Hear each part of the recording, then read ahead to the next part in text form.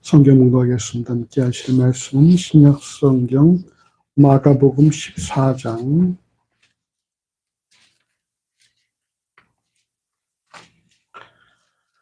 마가복음 14장 3절서 9절까지의 말씀입니다. 신약성경 79쪽 전후로 있습니다.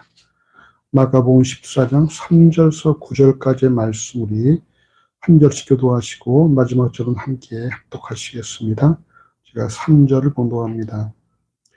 예수께서 베다니 문둥이 시몬의 집에서 식사하실 때에 한 여자가 매우 값진 향유 곧 순전한 나드 한 옥합을 가지고 와서 그 옥합을 깨뜨리고 예수의 머리에 부으니 어떤 사람들이 분내어 서로 말하되 무슨 의사로 이 향유를 구하였느냐. 이 향유를 300데나리온 이상에 팔아 가난한 자들에게 줄 수 있었겠도다 하며 그 여자를 책망하는지라. 예수께서 가라사대 가만두어라. 너가 어찌하여 저를 괴롭게 하느냐. 너가 내게 좋은 일을 하였느니라. 가난한 자들은 항상 너희와 함께 있으니 아무 때라도 원하는 대로 도울 수 있거니와 나는 너희와 항상 함께 있지 아니하리라. 너가 힘을 다하여 내 몸에 향유를 부어 내 장사를 미리 준비하였느니라. 함께 합시다. 내가 진실로 너희에게 이르노니 온 천하에 어디서든지 복음이 전파되는 곳에는 이 여자의 행한 일도 말하여 저를 기념하리라 하시니라. 아멘. 오늘 함께 살펴보고자 하는 이 말씀은 오늘 본문인 마가복음 14장 3절과 9절 이외에 마태복음 26장 6절과 13절 그리고 요한복음 12장 1절에서 8절에도 기록이 되었습니다. 누가도 누가복음 7장 36절에서 39절에서 한 여인이 예수의 발 곁에 서서 울며 눈물로 그 발을 적시고 자기 머리털로 씻고 발에 입 맞추고 향유를 부은 사건을 기록하지만 이는 앞서 언급한 본문들과 별개의 사건으로 봐야 합니다. 그래서 우리가 앞서 찬송할 때에 여러분 찬송 가사 기억납니까? 값비싼 향유를 주께 드린 그 다음 뭐라 그랬죠? 막달라 마리아 본받아서라고 했는데 사실 이 마가복음과 마태복음 그리고 요한복음에 기록된 그 사건의 마리아는 막달라 마리아는 아니에요. 이 마리아는 베다니에 사는 나사로와 마르다의 형제인 마리아고 굳이 우리가 막달라 마리아라고 생각한다면 그것이 바로 누가복음에 있는 마리아라고 볼 수는 있을 것 같습니다. 하지만 오늘 본문에 등장하는 여인은 우리가 요한복음을 통해 볼 때에 나사로와 마르다의 형제 마리아라는 사실을 알 수가 있습니다. 마가와 마태, 요한은 이 사건이 베다니에서 발생했다라고 기록을 하는 반면에 마가와 마태는 그 장소를 문둥이 시몬의 집이라고 특정을 합니다. 베다니에 사는 문둥이 시몬의 집이라고 그렇게 기록을 하고요. 반면에 누가는 한 바리새인에게 초청을 받고 그 집에서 식사한다라고 기록을 하고 있기 때문에 마태, 마가, 요한과 누가복음의 사건은 별개의 사건이라는 사실 기억을 하시기 바랍니다. 또 마태와 마가, 요한은 이 사건이 예수의 장사를 위함이라고 마태복음 26장 12절과 마가복음 14장 8절, 요한복음 12장 7절에 밝히고 있는 반면에 누가는 누가복음 7장 44절에서 이 같은 행위가 바리새인의 초청한 손님에 대한 예를 다하지 않은 결과, 그러니까 그 당시에는 이제 손님을 초대하면 발을 씻겨주잖아요. 근데 그걸 하지 않은 결과라고 밝히고 있기 때문입니다. 자, 오늘 본 마가복음 14장 3절, 4절, 5절을 함께 읽어보십시다. 예수께서 베다니 문둥이 시몬의 집에서 식사하실 때에 한 여자가 매우 값진 향유 곧 순전한 나드 한 옥합을 가지고 와서 그 옥합을 깨뜨리고 예수의 머리에 부으니 어떤 사람들이 분내어 서로 말하되 무슨 의사로 이 향유를 허비하였는가? 이 향유를 300데나리온 이상에 팔아 가난한 자들에게 줄 수 있었겠도다 하며 그 여자를 책망하는지라. 아멘. 오늘 본문 마가복음 14장 3절과 마태복음 26장 6절은 예수께서 베다니 문둥이 시몬의 집에서 식사하실 때라고 기록을 한 반면에 요한은 요한복음 12장 1절과 2절에서 6월절 엿새 전에 예수께서 죽은 자 가운데서 살리신 나사로에 있는 곳이라 거기서 예수를 위하여 잔치할세라고 말씀을 합니다. 그래서 이 사건이 예수께서 죽은 지 나흘 된 나사로를 살리신 요한복음 11장의 사건과 연결된 사건이라는 사실을 밝힘과 동시에 6월절 엿새 전이라는 그런 표현을 통해서 예수께서 십자가에서 구속을 이루실 시점이 다가왔다라는 것을 밝히고 있습니다.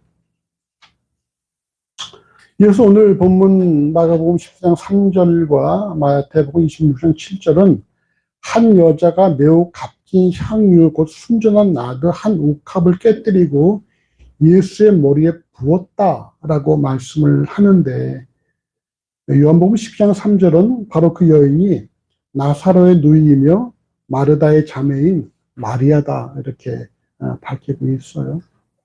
그 마리아란 말은 없지만 그 본문 속에 나사로와 마르다와 마리아가 등장한다고 할 때에 이 마리아를 막달라 마리아라고 생각하는 것은 그거는 좀 무리가 있겠죠. 항상 마르다와 마리아가 함께 등장했기 때문에 마르다라면은 함께 등장한 마리아는 마르다의 동생인 마리아에게 확률이 높다라는 것입니다. 이 오늘 본문 마가복음 14장 4절과 5절은 이 사건을 목격한 어떤 사람들은 분내어 서로 말하되 무슨 의사로 이 향유를 허비하였는가? 이 향유를 300데나리온 이상에 팔아 가난한 자들에게 줄 수 있었겠도다 하며 그 여자를 책망하였다 이렇게 말씀합니다. 동일한 내용을 마태복음 26장 8절은 어떤 사람들이 아니라 제자들이라고 말씀을 하고요. 더 나아가서 요한복음 12장 4절은 제자 중에 바로 예수를 잡아줄 가론 유다였음을 밝히고 있습니다. 유다가 이같이 분노한 이유에 대해서 요한복음 12장 6절은 이렇게 말씀합니다. 같이 한번 찾아볼까요? 요한복음 12장 6절. 여러분 주보로 요한복음 12장을 이렇게 좀 껴놓으시고 비교하면서 보시면은 더 여러분 좋으시겠습니다. 자, 12장 6절에 유다의 모습을 같이 읽어보십시다. 이렇게 말하면 가난한 자들을 생각함이 아니요 저는 도적이라 돈깨를 맞고 거기 넣은 것을 훔쳐 가미러라. 아멘. 여러분 여기서 유다가 말이죠. 유다가 그 마리아가 예수께 이렇게 그 향유를 발에 또는 머리에 붓고 하는 그것을 보고서 유다가 아니 왜 저걸 저렇게 낭비를 하느냐. 저거를 팔면 300데나리 이상 되는데 그것으로 가난한 사람들을 도와주면 훨씬 더 낫지 않느냐라고 말을 하는데 그 이유를 뭐라고 성경 말씀하고 있어요? 가난한 자들을 생각하는 것이 아니라 저는 도적이라서 돈꾀를 맞고 거기 넣는 것을 훔쳐 가밀어라 라고 말씀하고 있다는 거예요. 여러분 이 가밀어라 라는 말이 무슨 말일까요? 김호연 집사님 가밀어라 갈 것이다예요? 가밀어라 훔쳐가곤 했다는 것이죠. 그러니까 이게 앞으로 훔쳐갈 것이다라는 것이 아니라 수시로 돈을 빼갔다는 거예요. 유다가. 그러니까 유다가 어떤 자인지 우리가 알 수 있겠죠. 유다는 이 물질에 욕심이 많은 사람이고 그래서 그런 예수의 무리 가운데에 놓여진 그 돈깨를 맡아서 그걸 수시로 자기가 뺐었다라는 얘기입니다. 훔쳐 가미러라 라고 말씀하고 있다는 거예요.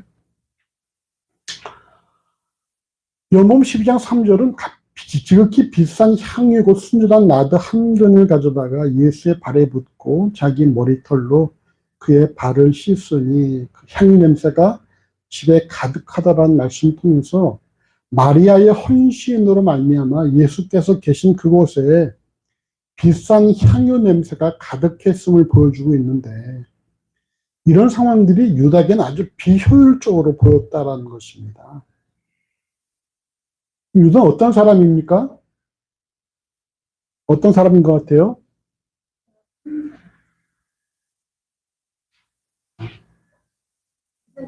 계산적인 사람. 생이 빠른 사람이라는 거예요. 그래서 딱 한 번에 보고, 저거 300데나리온 이런 되겠는데? 그걸 바로 안다는 것입니다. 그러니까 계산이 빠른 사람이에요.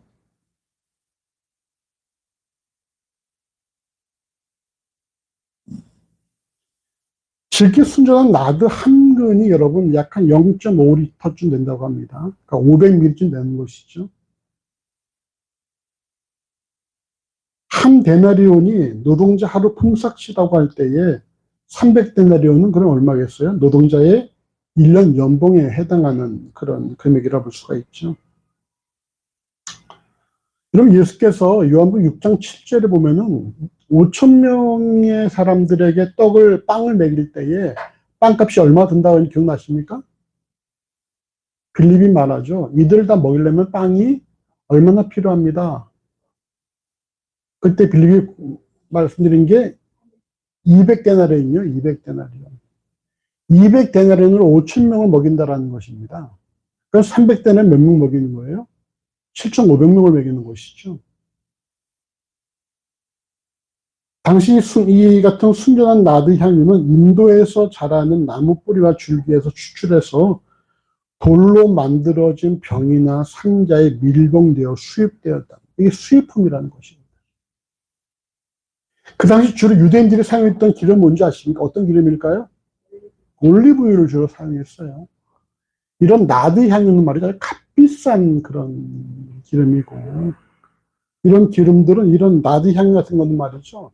여자들이 일평생 모으는 거예요. 뭐 하기 위해서? 결혼하기 위해서. 결혼 때 쓰려고 모으는 것이라는 것입니다. 근데 당시 일정한 직업이 없는 상태에서 남자들도 일할 데가 없었는데 유대 여자는 더 하겠죠. 근데 그런 유대 여자 마리아가 300데나리온의 나드 한 근을 갖고 있었다는 것입니다. 그 당시에 말이죠. 이런 향유가 이 작은 병에 넣어서 팔았는데 이게 보통 향수가 얼마나 들었어? 300ml나 들었어? 이 당시에 말이죠. 20ml 정도였다는 거예요. 20ml가 얼마냐? 약한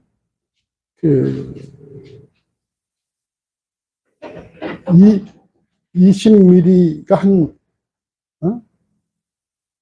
30ml냐, 30ml. 1온스 30ml일 때에 이게 여러분 0.5리터면 얼마나 되겠어요? 응? 한 17병에 해당하는 그런 금액이라는 것입니다. 근데 이게 1온스가 한 20데나리온, 20데나리온. 그러니까 한 달치 정도 된다는 것이죠. 그러니까 마리아가 그걸 평생에 모은 거예요, 평생. 그것을 예수의 발에 붓고 자신의 머리털로 그 발을 닦았다라는 요한복음 12장 3절의 말씀은 마리아가 자신의 형제 나사로를 살려주신 것에 대한 감사와 함께 예수께 전적으로 헌신한 것이다 할 수 있습니다.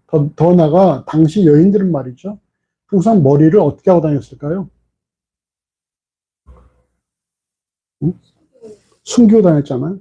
우리나라도 여인들 이렇게 머리를 이렇게 쓰고 다니고 그랬었죠. 그리고 외간 남자에게 손을 보이는 것을 아주 그거를 성적인 행위로 생각했다는 것입니다. 근데 이 마리아 어떻게 했어요? 머리털로 자기의 머리털로 예수의 발을 닦아주고 그 손으로 그걸 닦았다라는 거예요. 그러니까 이게 유대 남자들이 볼 때는 아, 얘가 왜 이렇게까지 하나라 생각할 수 있을 것 같아요. 근데 이런 데서 이게 어떤 그런 이제 그런 좀 이렇게 이상한 쪽에서는 이런 걸 통해서 어떤 마리아가 예수를 유혹했다 뭐 이렇게 말하는 사람들이 있거든요. 또 성적인 표현이었다 이렇게 말하는 사람들이 있는데 자기의 전 재산을 예수의 발에 붓고 수치스러울 수 있는 머리털을 다 드러내 보이고 손으로 그걸 닦는 거는 말이죠. 전적인 마리아의 헌신이라고 볼 수가 있는 부분인 것입니다. 그런데 왜 유다는 이런 마리아의 감사와 헌신을 허비한다고 생각했을까요?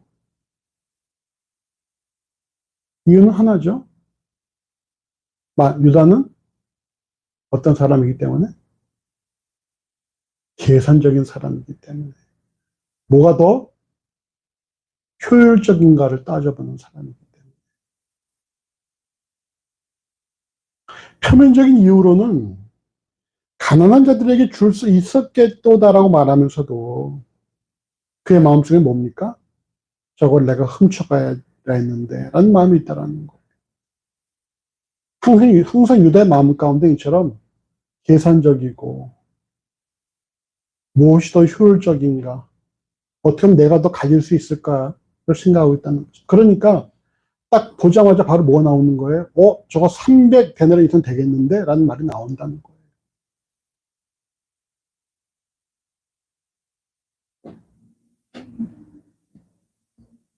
결국 이후에 마가복음 14장 10절에서 유다는 대제사장들에게 돈을 받고 예수를 넘겨줄 것을 약속하지 않습니까? 욕심이 있는 사람은 다른 사람이 감사의 마음을 하나님께 헌신하는 것을 그것이 물질이든 시간이든 겉으로는 그럴싸한 명분을 드러내면서 못마땅하게 여긴다라는 거예요.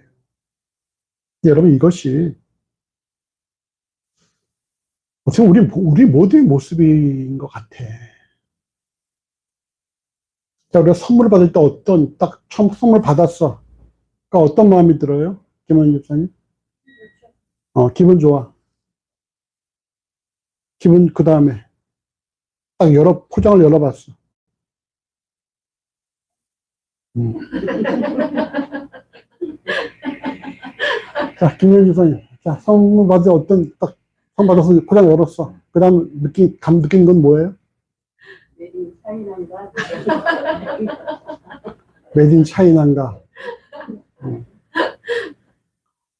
나 희영이는 딱 선물 딱 받았어. 그럼 먼저 딱 든 생각이 뭐야? 열어봤어. 내가 필요한 건가? 경훈이 딱 받았어. 먼저 떠오르는 게 뭐야? 감사해. 자, 우리 이상훈 형제 딱 받았어요. 먼저 떠오르는 게 뭡니까? 마음에 드나 안 드나. 마음에 드나 안 드나.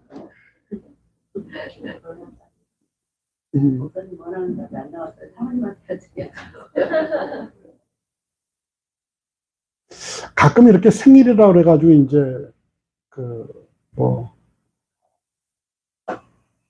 건강식품을 보내오는 사람들이 있죠. 그러면은 같은 홍삼이라 하더라도 저는 일단 홍삼 못 먹기 때문에 오면 다 이제 우리 식구들 차지지만 이게 홍삼도 나오는 브랜드가 많잖아요. 정관장이 있고 또 여러 가지가 있더라고요. 근데 제일 비싼 건 어떤 거야? 정관장이 제일 비싸죠. 근데 정관장은 한 8만 원 하는데 다른 브랜드 한 4만 원 하는 게 있잖아요. 근데 4만 원짜리로 들어왔다. 그러면은 난 기왕 할 거는 제대로 된 걸 하지 왜 이런 걸 했을까? 물론 고맙지만 그 다음 보는 건 뭐예요? 이게 얼마 정성을 다했나를 보죠. 정성 우리 뭐로 평가합니까? 가격으로 평가한다는 거예요. 선물을 받았어요. 근데 애들이랑 좋아할 만한 선물이야. 뭐 100원짜리, 1000원짜리야. 그래도 감사하고 고마고 기뻐요? 좀 선물 좀 자주 해주세요.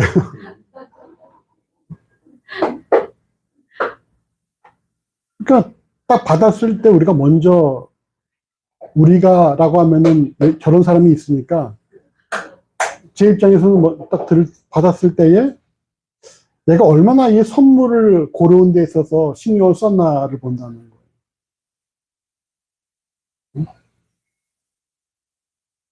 그러니까 나는 이제 우리 지체들에게 그 생일 선물을 보낼 때에 뭐가 가장 뭐가 더 효율적일까를 해다 보니까 이제 올리브영으로 이제 이렇게 바꾸고, 때로는 올리브영 주시면 그거는 딸이 다 가져가요라고 해서 그 뭐가 필요하니? 그래서 필요한 걸로 보내고 그렇게 하는데, 우리는 먼저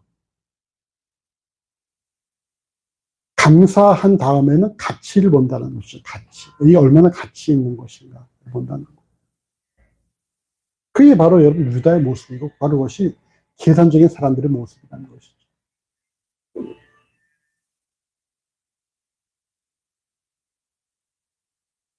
근데 이 감사는 전적으로 당사자와 하나님 간의 관계이고, 다른 사람이 관여할 것은 전혀 없다라는 사실을 기억을 해야 돼요.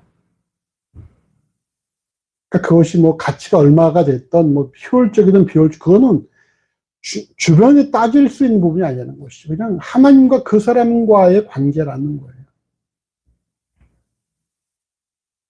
더군다나 마리아는 자신의 죽었던 형제 나사로를 살리신 것에 대한 감사한 것인데, 여기에 뭐 왜 이렇게 비효율적이냐라고 말할 부분들은 없겠죠.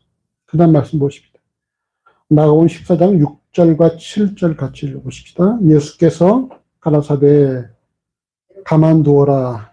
너희가 어찌하여 저를 괴롭게 하느냐. 저가 내게 좋은 일을 하였느니라.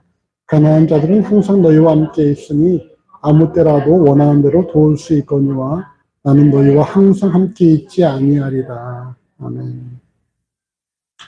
이처럼 마리아의 헌신을 책망하며 허비한다라고 말한 유다를 향해 예수께서는 오늘 본문 마가복음 14장 6절과 마태복음 26장 10절에서 가만두어라. 너희가 어찌하여 저를 괴롭게 하느냐. 저가 내게 좋은 일을 하였느니라 라고 말씀하십니다. 즉 예수께서는 300데나리온에 해당하는 값비싼 나드 한 병을 자신의 발 또는 머리에 붓는 것에 대해서 전혀 아까워하지 않고 가만두라. 더 나가서 저가 내게 좋은 일을 했다라고 칭찬하셨다라는 것입니다. 왜 예수께서는 유다처럼 말씀하실 수 없었을까요? 응? 자신의 몸에 300데나리온, 이게 뭐라 그랬어요? 마리아가 평생을 모은 재산일 수 있다는 거죠.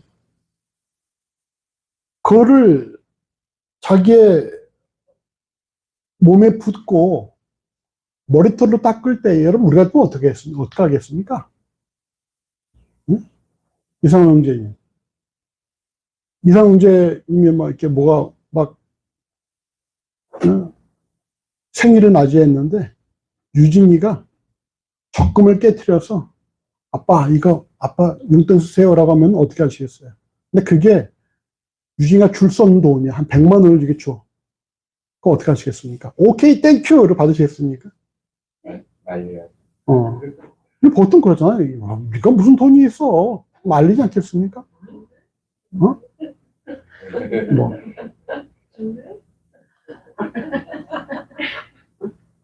그 다음 이제 들어봐. 이게 무슨 돈이 있어? 이렇게 만류하지 않겠어요? 간혹 말이죠. 저도 예전에 막 누가 막 헌금을 갖고 왔는데 그게 그 사람이 도저히 할 수 있는 건 아니에요. 그래서 감사함을 하겠대. 그럼 어떡합니까?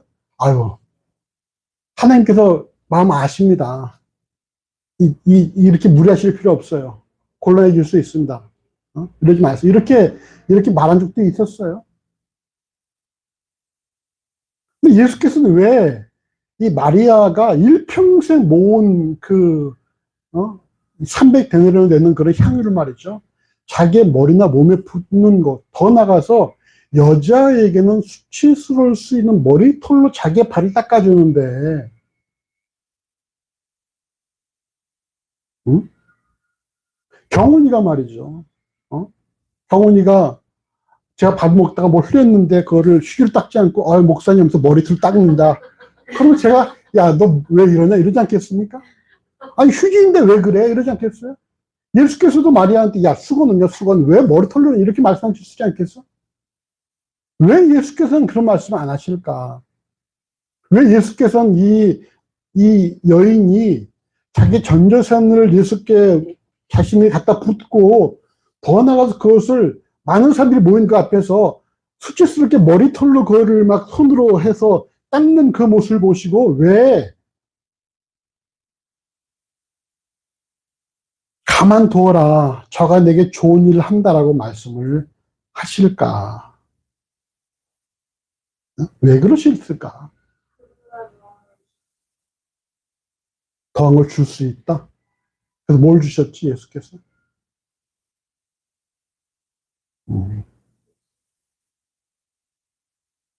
왜 이걸 허락하셨을까요? 김현 집사님. 목사님께서 말씀해 주세요. 하나님께서 주신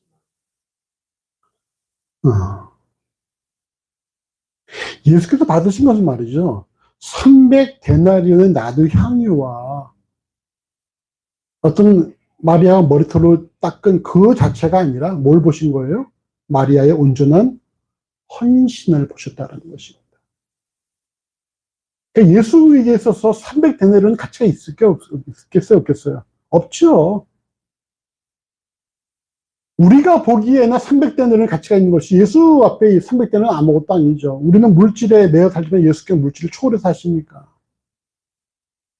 예수께서 받으신 것은 300데나리온이 아니라는 거예요. 뭘 받으신 겁니까? 마리아의 전부를 받으신 것이라는 사실입니다. 그것에 대해서 가치를 따지지 않았다는 거예요. 우리처럼 얘가 300데나리온 되는데 와, 이 마리아가 자기 머리를 풀었어. 얼마나 수치스러워. 이렇게 생각하신 것이 아니라 그냥 그 자체를 다 받으셨다라는 거예요. 여러분, 이런 내용이 어디에 있습니까? 마가복음 12장 4절과 1절, 누가복음 21장 1절과 4절에 보시면은 연보계에 많이 넣는 부자들보다 가난한 과부의 2렙돈, 즉 한 고드란트가 더 뭐라 그랬어요? 예수께서 보시기에 많이 넣었다. 이 가난한 과부는 연보계에 넣는 모든 사람보다 더 많이 넣었다. 저희는 부자들은 풍족한 중에 넣었거니와 이 과부는 그 구차한 중에서 자기 소유 모든 소유 곧 생활비 전부를 넣었느니라 라고 말씀하시므로 예수께서 받으신 것은 뭡니까? 액수가 아니라는 것이죠. 금액이 아니라는 것이죠. 그가 얼마나 정성을 다했느냐를 보고 받으셨다는 거예요. 여러분, 2렙돈, 이 말이죠. 이 2렙돈이 얼마냐면은, 동전의 최소 단위예요. 최소 단위예요, 최소 단위. 우리나라 동전 최소 단위가 얼마입니까? 10원이야? 요즘 이런 짜리 없나? 그럼 20원이 되겠고. 미국식으로 말하면 얼마겠어요? 1센트. 내가 되겠죠. 그러니까 여러분, 이게 아주 최소 단위라는 거예요. 한 20원 정도. 근데 20원을 낸 사람에게 예수께서는 많이 넣은 부자들보다 더 많이 넣었다. 왜? 그 부자들은 자기의 풍족한 중에 일부를 냈지만 이 가난한 과부는 자기의 전 소유를 다 냈다. 예수께서 받으신 것은 금액이 액수가 아니라 뭘 받으셨다고요? 그 사람의 정성을 받으셨다는 거죠. 그러니까 마리아도 마찬가지라는 거예요. 300데나리온이 중요한 것이 아니라 머리털로 한 게 중요한 것이 아니라 그가 할 수 있는 최선을 다했다라는 것이죠. 그걸 예수께서는 가만두어라라고 말씀하신 것이라는 거예요. 그래서 저도 그다음부터는 헌금하는 사람들에 대해서, 이게 내가 받는 게 아니다. 헌금은 목사가 받는 게 아니잖아요. 하나님이 받으신 것이지. 그러니까, 그래, 당신만 그렇다면 그건 하나님께서 받으십니다. 그럼 받고 그 위해서 기도해 주는 것이죠. 예전 같으면은, 예전에는, 네가 무슨, 뭐 이렇게 많이 해요. 이렇게 말을 할 텐데, 요즘은, 이게 이 사람과 하나님과의 관계이기 때문에, 그냥 하나님께서 받으신 것이고, 난 그저 기도할 뿐이고.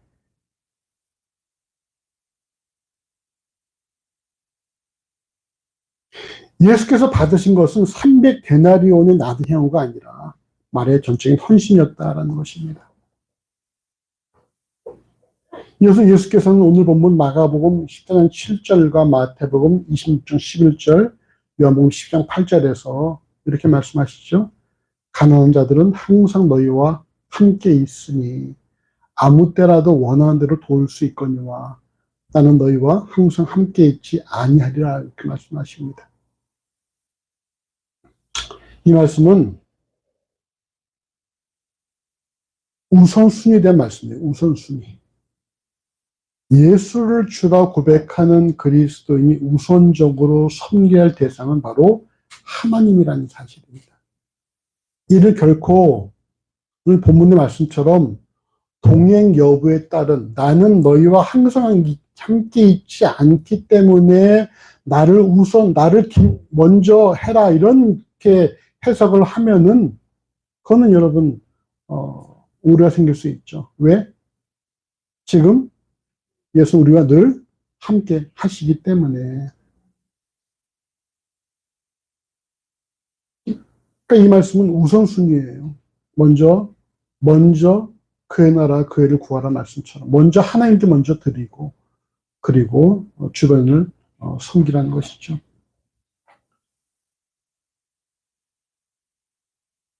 또 주목해야 될 사실은 말이죠. 가난한 자들은 항상 너희와 함께 있다라는 것입니다.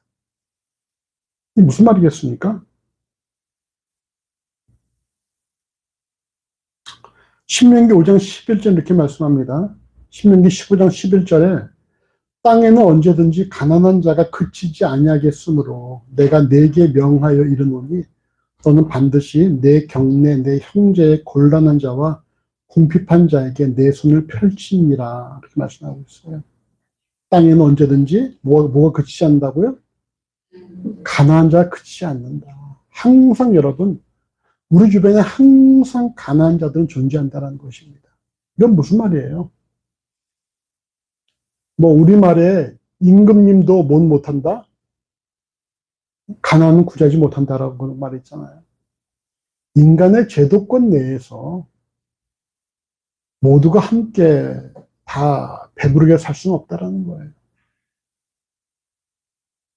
분명히 누군가는 더 갖고 누군가는 덜 갖을 수밖에 없다는 것이죠. 인간들의 세상에서는 욕심이 있기 때문에. 그래서 거기에 대해서 하나님께 남겨놓으신 것이 뭡니까? 바로 그리스도인 하나님 자녀들이에요. 이들은 언제든지 주변 사람을 도울 수 있다는 것입니다. 제가 한때 여러분 초대교회의 우리 선배들의 삶을 말씀드린 것처럼 여러분 그 당시에 초대교회 선배들은 말이죠.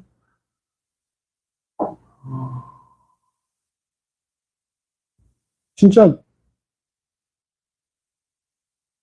초대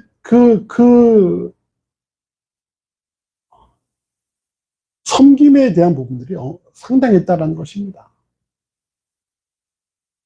죽을 자도 공동체에 갖다 놓으면 살아나고 말이죠. 즉 정성과 간호로 말미암아. 응? 어린아이들 태어나서 노동력이 부족해 보이거나 좀 부족한 애들은 다 갖다 버렸는데 그를 다 데려다가 키우고 기독교가 부흥하게 된 이유가 말이에요. 그런 부분이 있다는 거예요. 그때 여러분도 재밌는 사실이 뭔지 아십니까? 여러분 수도원 있죠? 수도원. 수도원이 언제 만들어졌을 것 같아요?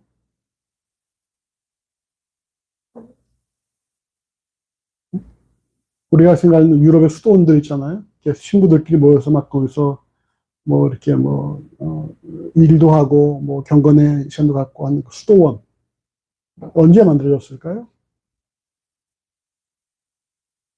언제 만들어졌을까? 역설이에요.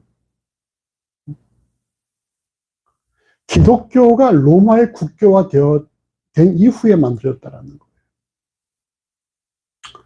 기독교가 로마의 국교가 되면서 모든 사람들이 다 기독교를 받아들일 그때에, 그래서 기독교가 부패하기 시작할 때에 그때 수도원이 또 만들어졌다는 거죠.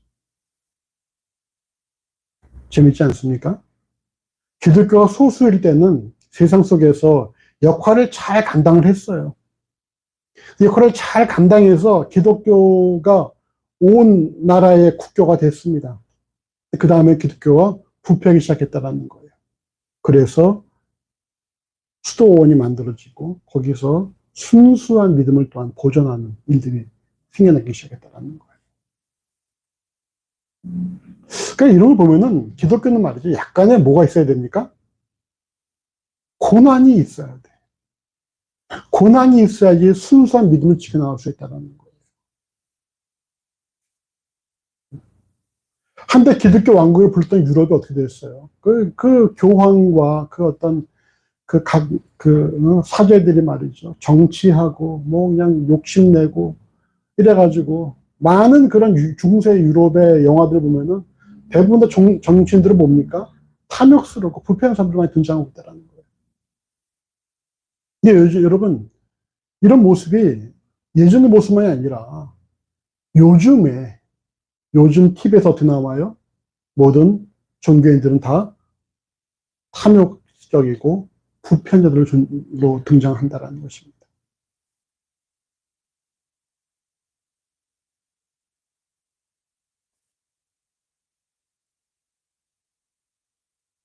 누가복음 16장 9절에 불의의 제물로 친구를 사귀라 하는 말씀처럼 일반인들은 물질을 목적으로 사람을 도구로 사용할지라도 그리스도인들은 사람을 얻기 위해서 물질을 도구로 사용해야 한다는 것입니다.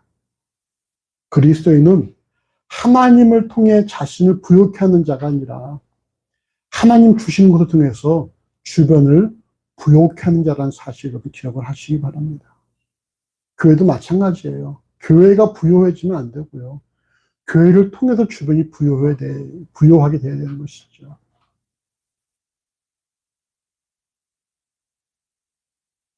우리 이렇게 서로에게 축복하십니다. 당신을 통해 주변이 부요해지기를 바랍니다. 당신을 통해 주변이 부요해지기를 바랍니다. 여러분, 우리를 통해서 우리 주변이 부요해져야 됩니다. 우리가 축복의 통로가 되어야 되고, 우리를 통해서 우리 주변이 부요하게 돼야 돼요. 우리를 부요케 하신 분 누구십니까? 하나님 우리를 부요케 하시고, 우리는 그걸 받아서 주변을 부요케 한다는 거예요. 가난한 자들은 항상 너희와 함께 있다. 너희가 언제든지 도울 수 있다. 말씀하고 있다는 것이죠. 그 다음 말씀 보십시다. 14장 8절과 9절 함께 읽어보시죠. 저가 힘을 다하여 내 몸에 향유를 부어 내 장사를 미리 준비하였느니라. 내가 진실로 너에게 이르노니 온 천하에 어디서든지 복음이 전파되는 곳에는 이 여자의 행한 일도 말하여 저를 기념하리라 하시니라. 아멘. 이어서 예수께서는 오늘 본문 마가복음 14장 8절과 마태복음 26장 12절, 요한복음 10장 7절에서 마리아의 헌신이 자신의 장사를 미리 준비한 것이라 말씀하십니다. 요한복음 10장 1절은 이 일이 6월절 엿새 전에, 즉 예수께서 십자가의 구속을 이루기 이전에 발생한 일임을 말씀하고 있으며, 예수께서는 마리아의 이 같은 헌신이 자신의 장사를 미리 준비한 것이다 라고 말씀을 하고 있다는 것입니다. 그랬기 때문에 예수께서는 마리아의 이 같은 헌신을 마다하지 않으시고 받으신 것이다 라고 할 수가 있습니다. 예수께서 유대인들은 말이죠. 사람이 이제 죽으면 물로 씻고 기름을 바른다라고 하는데 예수께서는 금요일에 십자가에 구속을 이루셨기 때문에 그것을 할 시간이 없었어요. 그래서 이제 안식구 첫날 그 마리아와 여인들이 향유와 향품을 가지고 준비해서 예수에게 간 것이지 않습니까? 그러니까 예수께서 기름을 부어진 일들은 이 마리아, 베다니의 마리아와 막달라 마리아에 의해서 부어진 것은 없다라는 것입니다. 그러니까 흔히 유대인들이 죽으면은 물로 씻고 올리브유를 바르는데 예수께서는 그럴 상황이 시간적인 여유가 없었었고 그래서 이 마리아의 바로 이 기름 부음이 예수의 장사를 준비한 것이다 라고 말씀하고 있다는 것이죠. 근데 중요한 사실은 뭐냐면요. 예수의 이런 언급에도 불구하고 마리아는 자신의 헌신이 예수의 장사를 위한 것이라는 사실을 알았을까요? 몰랐을까요? 몰랐겠지요. 그 학자 간에는 이 당시의 상황들이 예수를 죽이려는 그런 움직임이 있었기 때문에 마리아가 어쩌면 이것이 내가 예수를 섬길 수 있는 마지막 기회일 수도 있다라고 생각해서 그렇게 무리했을 수도 있다라고 보는 학자들이 있어요. 근데 그거는 이제 추측이고 우리가 본문상으로 볼 때에 마리아가 알았다고 보기는 어렵지요. 이는 무엇을 의미합니까? 우리의 단순한 행위가 하나님의 일하심에 크게 작용할 수도 있다는 사실과 함께 우리의 어떤 단순한 실수가 하나님의 일하심을 지연시킬 수도 있다라는 것입니다. 그러므로 예수를 주라 고백하는 그리스도인들은 말이죠. 일의 경중에 관계없이 일이 중요하고 그렇지 않은가에 관계없이 주어진 역할에 최선을 다해야 한다는 거예요. 여러분 일의 경중은 누가 결정합니까? 일의 경중은 우리가 결정하는 것이 아니에요. 일의 경중은 오직 사람들만이 따지는 것이고 하나님께는 어떨까요? 모든 일이 다 같은 무게를 지니고 있다는 것입니다. 우리가 보기에 작은 일, 큰 일이 있는 것이지 하나님 보시기엔 다 필요한 일이라는 거예요. 여러분 이렇게 한번 생각해 보십시오.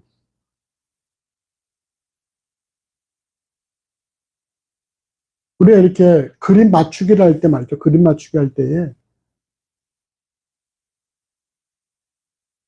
아니 어떤 시계나 이런 걸 볼 때 말이죠.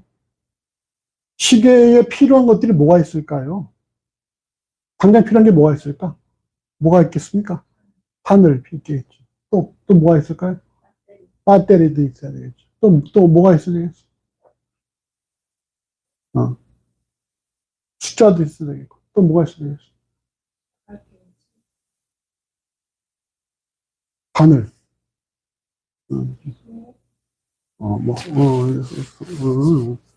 또 뭐가 필요할까요? 이상형제님. 시계에 또 뭐가 필요하겠습니까? 시계 부품 중에서. 바늘 나와있구나. 또 같은 걸 하시네, 또 부부. 바늘 나왔으니까. 바늘, 배터리, 또 숫자, 여기는 시계줄. 또 뭐가 있을까요? 시계판. 예, 그거 다 필요하죠. 다 필요한데, 그런 거 다 있는데, 작은 부품 하나가 없어. 그럼 시계가 갈까, 안 갈까요? 안 가겠죠. 우리가 눈에 보이는 것들은 다 있는데, 눈에 보이지 않는 그 안에 있는 톱니바퀴 하나 없어. 그럼 시계가 갑니까, 안 갑니까?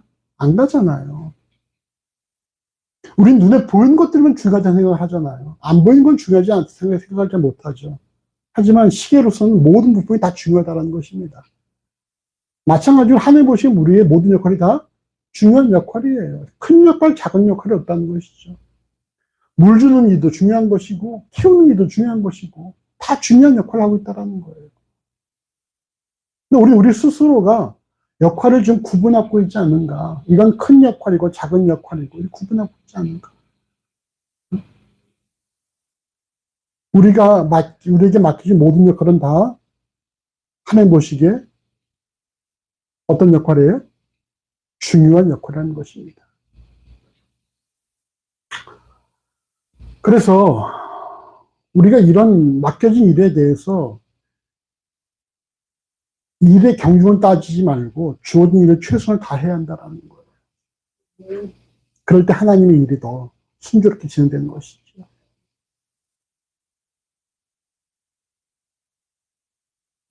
그럼 지금 뭐 우리가 딱히 하는 일이 없어도 우리가 지금 존재하는 것만으로 역할을 하고 있는 것입니다. 그 사람이 있다는 것만으로도 우리가 역할을 하고 있는 거예요. 예전에 이제 친구가 있었는데 그 친구 어머니가 알 수 없는 병이었어요. 알 수 없는 병이. 날마다 몸이 말라가는 그런 병입니다. 그 얘 어머니가 이제 방에 계시는데, 입구에 있는 방에 계시는데, 이 친구는 갈 때마다 엄마한테 문 열고, 엄마 갔다 올게요. 그러고 가고, 또 와서 또 문 열고, 엄마 왔어요. 하고, 그것만 이제 주로 했어요. 그러면 몇 년을 했어요. 그러면 누워서 이렇게 눈만 껌뻑껌뻑거리고. 그러면 대화도 없고, 그렇게 음, 꽤 오랜 세월을 그렇게 몇 년을 이렇게 하다가 그런 어머니가 소청하셨거든. 내가 이제 그 관을 들었는데 너무 관이 가벼운 거야. 그러니까 이제 뭐 뼈밖에 안 남은 그런 상태였거든요. 근데 그 친구가 그런 얘기를 하더라고요. 어머니가 소청하신 다음에. 그냥 그 자리에 엄마가 누워있는 것만으로도 충분히 자기는 좋았다라는 거예요. 근데 이제 누워있던 어머니마저 안 계시니까 진짜 엄마가 안 계신 걸 실감하겠다. 뭐 어떤 자기가 살가운 대화란 것도 아니고, 뭐 어떤 보고 웃어준 것도 아니고, 갔다 와라 말씀하신 것도 아니고, 그저 자기가 오며 가며 들여다보면서 갔다 올게요, 갔다 왔어요, 라고만 했는데도 불구하고, 그 어머니가 안 계신 것에 대해서 대한 허전함이 크다라는 것입니다. 우리가 무엇을 하느냐가 문제가 아니고요. 우리가 존재하는 것만도 의미가 있을 수 있다는 거예요. 더 나아가 우리에게 맡겨진 역할, 그것이 우리가 보기에 큰 것이든 작은 것이든, 여러분 그 역할은 여러분 하나님 보시기에 중요한 역할이라는 것이죠. 우리 다시 한번 이렇게 서로에게 우리 축복합시다. 당신은 아주 중요한 역할을 하고 있습니다. 당신은 아주 중요한 당신은 중요한 역할을. 우리 역할은 다 하나님 보시기에 다 중요하다는 거예요. 남들이 보기엔 크다 작다 말할 수 있을지 모르지만 하나님 보시기엔 다 우리가 다 아주 중요하고 꼭 해야 될 역할을 하고 있다는 것이죠. 이어지는 오늘 본문 마가복음 10장 9절과 마태복음 26장 13절에서 온 천하에 어디서든지 복음이 전파되는 곳에는 이 여자의 행한 일도 말하여 저를 기념하리라 이렇게 말씀을 하십니다. 그렇다면 온 천하에 어디든지 복음이 전파되는 곳에 기념되어야 할 마리아가 행한 일이 무엇일까요? 먼저 뭘까요? 김원희 집사님? 옥합을 깨뜨린 건 그게 뭡니까? 옥합을 깨뜨리고 자기의 머리털과 손으로 예수 발을 닦아준 것. 뭡니까? 전적인 헌신. 우리는 늘 하나님의 구원과 은혜에 감사하며 온전한 전적인 헌신을 해야 한다는 것입니다.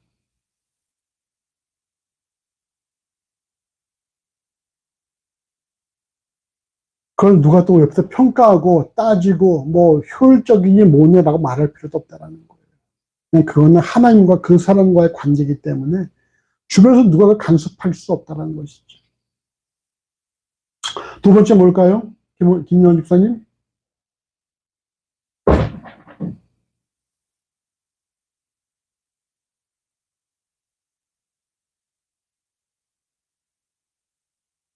마리아가 기념되어야 될 일.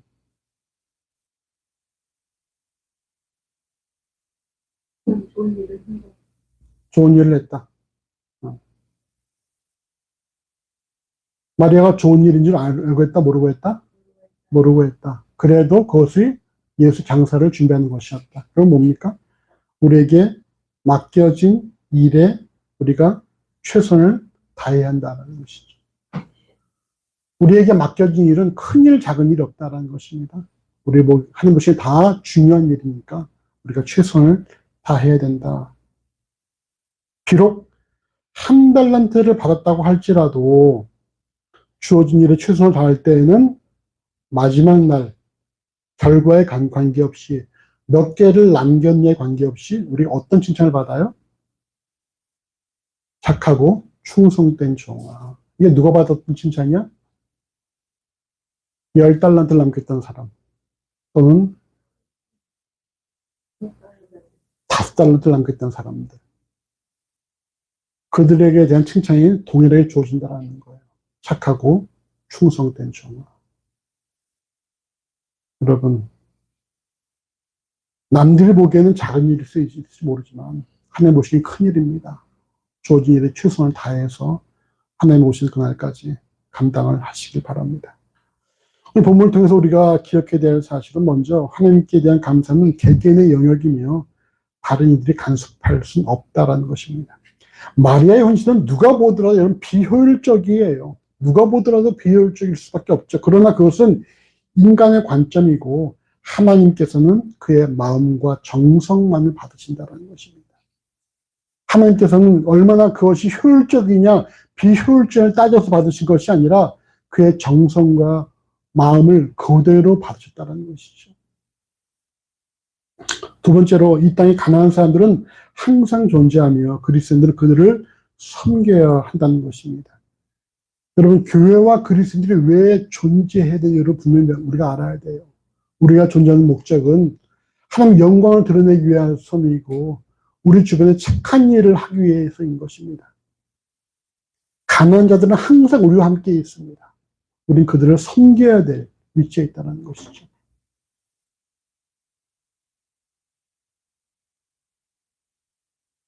다시 말씀드리면 그리스도인들은 하나님을 통해서 자신을 부욕하는 자들이 아니라 하나님 주신 것들을 통해서 주변을 부욕한 자라는 사실을 명심하십시오. 이 땅의 모든 교회가 하나님 통해서 교회가 부유해지는 것이 아니라 하나님 주신 그 부유를 통해서 주변을 부유롭게 하는 역할을 해야 한다는 거예요. 교회는 가난해도 그걸 통해서 주변이 부유해져야 되는 것이죠. 근데 교회가 부유해지고 주변이 가난해지면은 결국 어떻게 됩니까? 부패하게 되고 온갖 욕을 다 먹는다라는 거예요. 끝으로 그리스도인은 일의 경중에 관계없이 주어진 역할에 최선을 다해야 한다는 것입니다. 작은 헌신이 하나님의 일에 동참하게 만들고 어떤 작은 실수가 하나님의 일하심을 지연시킬 수 있다는 사실을 명심을 해서 우리가 일의 경중에 관계없이 큰 역할, 작은 역할 관계없이 우리가 맡겨진 일에 최선을 다하시길 바랍니다. 하나님께서 최선을 다한 자들에게 착하고 충성된 종아라고 칭찬하실 날이 온다는 것이죠. 우리의 주어진 삶을 여러분 하나님 부르신 그날까지 열심히 살아가는 우리 모두가 되어지시기를 간절히 주의 이름으로 소원합니다. 기도하십시다. 주님을 감사합니다. 우리가 이 시간 또 말씀 통해서 우리가 더 주 앞에 감사로 나갈 때에 우리의 정성을 다할 수 있는 그런 마음을 주시기를 간절히 원합니다.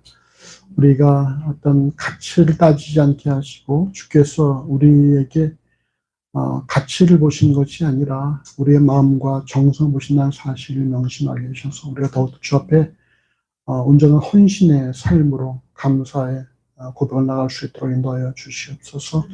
또 항상 우리 주변에 가난한 자 그치지 않는 사실을 명심하게 하셔서 우리가 우리를 통해서 주변이 부유하게 될 수 있기를 원합니다. 이 땅의 모든 교회를 통해서 주변이 부유하게 되어지기를 하나님 간절히 원합니다. 우리가 하나님 통해서 우리 스스로가 부유해지길 꿈꾸지 않도록 만들어 주시고 하나님의 부욕해 하심을 통해 우리의 주변들을 더 부욕해 하며 주의 은혜와 사랑을 증거할 수 있는 복된 삶들로 인도하여 주시옵소서. 또 우리가 주어진 역할들을 잘 감당할 수 있기를 원합니다. 우리가 보기에 큰 역할이든 작은 역할이든 하나님 보시기에 다 중요한 역할이라는 사실을 명심하게 해주시고 우리가 맡겨진 일들을 우리가 참 최선 다해서 마지막 날 주로부터 착하고 충성된 종이라 칭찬받는 그 복된 삶들로 인도하여 주시옵소서. 이들의 모든 삶을 주께 의탁합니다. 감사하며 예수 이름으로 간절히 기도합니다. 아멘.